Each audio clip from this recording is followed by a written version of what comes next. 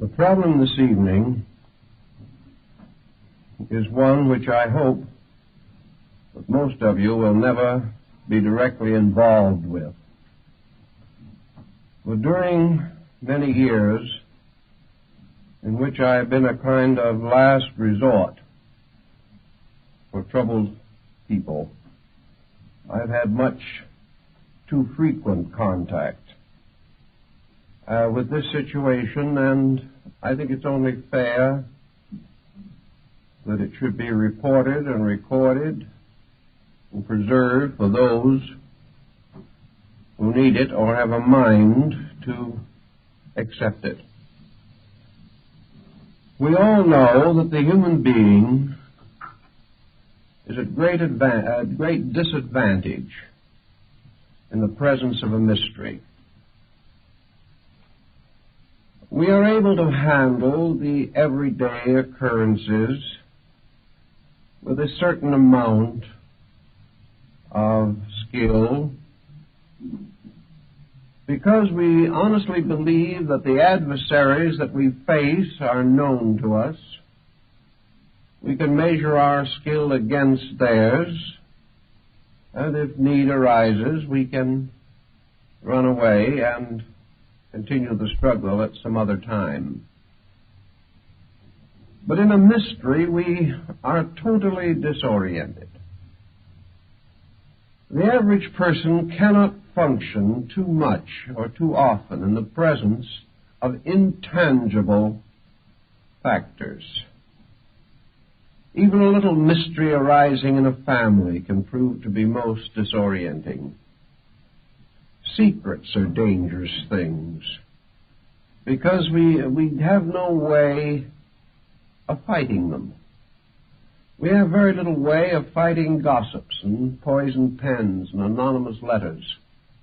They all involve certain elements of mystery. Things are intangible. We cannot face them and have it out. From the earliest time, man had more courage in the day than he had in the night. Even when he had his own private cave, this cave was a lot safer as far as he was concerned in the daylight than it was in darkness.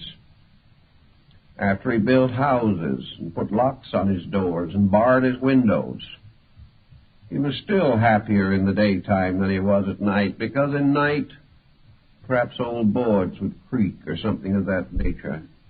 Man became afraid again. In our modern scientific life, man is afraid once more because he is afraid of formulas which he cannot understand. He is afraid of tremendous energies which he cannot cope with. They are all mysteries to him.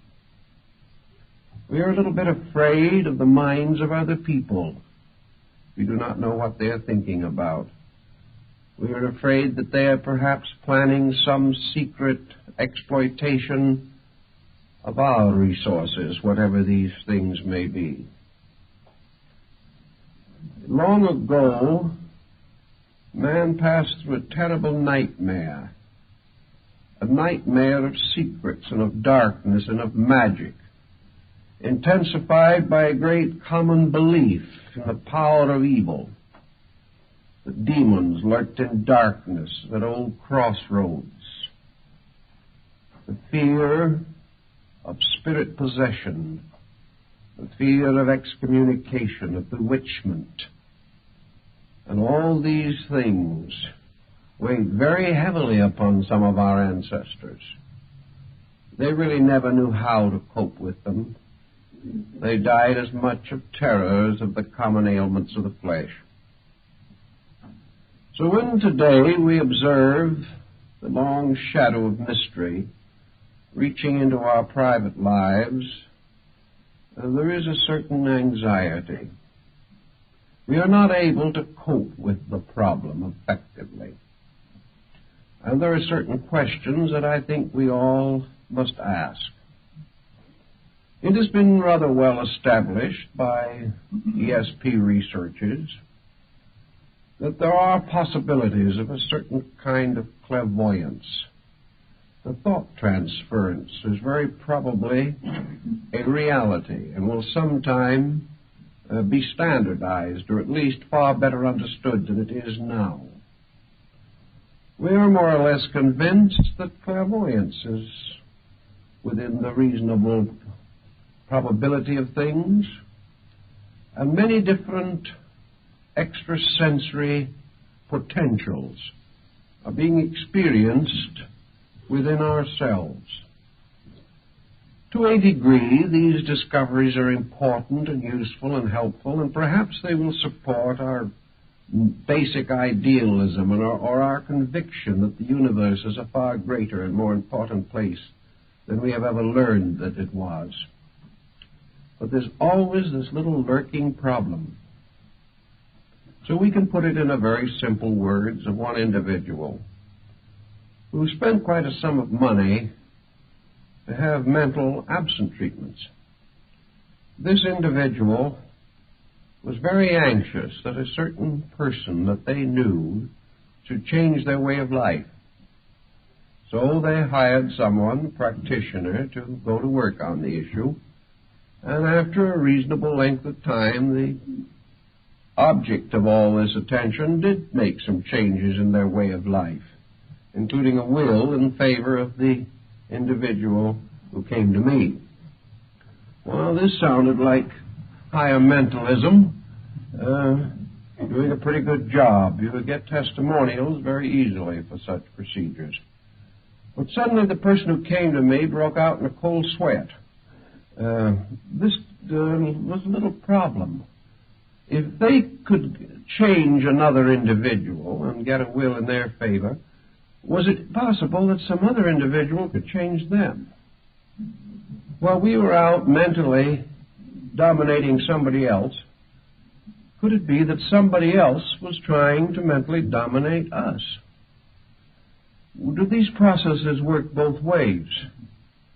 If it is possible for us to send our thoughts to change the life of someone else, could someone else send their thought and change our lives? If we want to make someone else do something they do not want to do, can they return the favor in kind? It is one of these things in which it was a good rule, but it shouldn't work both ways. Each person feels that he has a right to change others, but he doesn't like the thought that somebody might be secretly trying to change him. The moment we get into this problem, our freedom of action, our freedom of thought, all these things evaporate. Where will it begin? Where will it end? If one person can influence us, so can 50 or 100 or 1,000. If one individual can cause another person to have a loss out of revenge or out of spite, can somebody else cause us to have a loss the same way? Like the old brouhaha.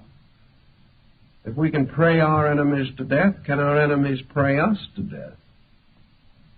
It just doesn't look so well when we open this mysterious door between the commonplace and the unusual. We step immediately into a world, first of all, a region which we know nothing about. We have no background in our own experience to cope with these intangibles.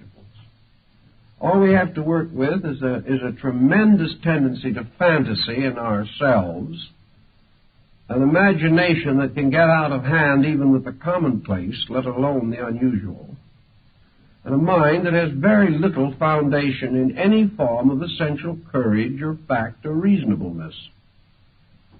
With a nature, therefore, that is lacking in most of the requirements of prudence and common sense, it is very easy to get deeper and deeper into a world of wonders that can change gradually and inevitably into a world of terrors.